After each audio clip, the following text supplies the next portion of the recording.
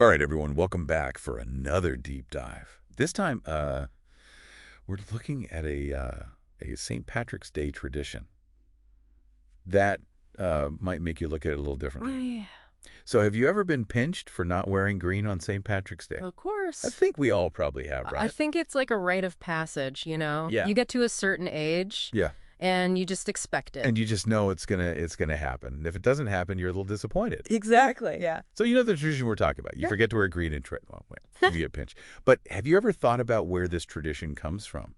That's a good question, and it's something that I hadn't really considered until I started researching for this deep dive. Yeah, it's one of those things that we just sort of take for granted, right? Totally. It's just part of St. Patrick's Day. It's like, Mhm. corned beef and cabbage. Yeah. It's just there. Exactly. Yeah.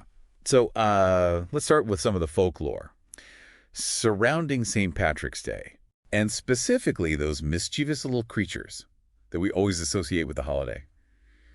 Leprechauns. Leprechauns, Yes, they're a yes. huge part of Irish folklore, known for their love of gold, their shoemaking skills, and a bit of a healthy dose of trickery.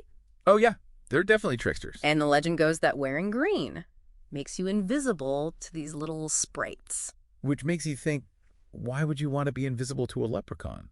Right. Maybe you don't want to be pinched, but wouldn't you want to see the leprechaun? I think that's a great point. I think that's an excellent point. You could get that pot of gold at the end of the rainbow. Right. Yeah, you don't want to be invisible to them. You want to find them. Yeah. So It's fascinating how leprechauns have become so intertwined with St. Patrick's Day celebrations. They embody that element of mischief and magic that we often associate with folklore. yeah. But here's where things get interesting. The pinching tradition itself isn't actually rooted in ancient Irish customs. Wait a minute, so you're telling me this whole pinching thing isn't even an Irish tradition? Yeah, it's not an Irish tradition. That's crazy. Surprising, right? It's blowing my mind right now. Yeah. I always assumed it was. As Irish as you know, shamrocks and Guinness. So if it's not from Ireland, where on earth did it come from? Well, believe it or not, the tradition of pinching for not wearing green is believed to have originated in the United States. United States. Why? Yeah. Okay, so it's an American thing. This whole time I thought it was an Irish tradition.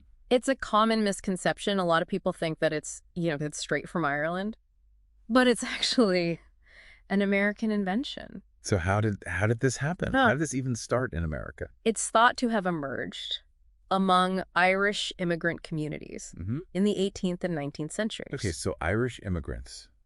But why?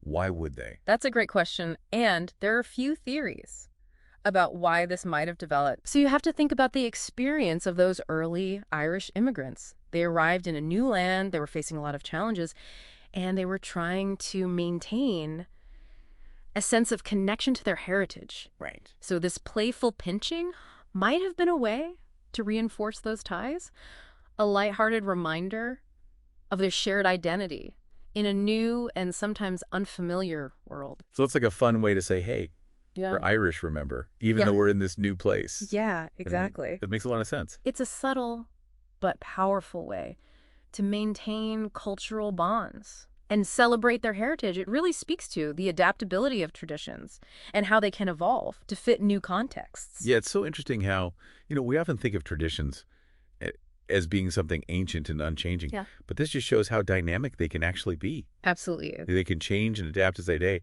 travel across cultures and generations. And the pinching tradition is a perfect example Yeah. of that. Exactly. So yeah, for all of you listening, as you're celebrating St. Patrick's Day this year, whether you're putting on your green or maybe giving a playful pinch to a friend who forgot, remember that this seemingly simple act might be a link to a complex history of immigration identity and anthropy, the evolution of cultural practices. It's a fun tradition, but it also has a deeper meaning when you think about it. Yeah, and it just goes to show that even the smallest traditions can have a rich and fascinating history. Exactly. Thanks for joining us for this deep dive into the world of St. Patrick's Day pinching. And we'll see you next time for another deep dive into something else. Bye, everyone.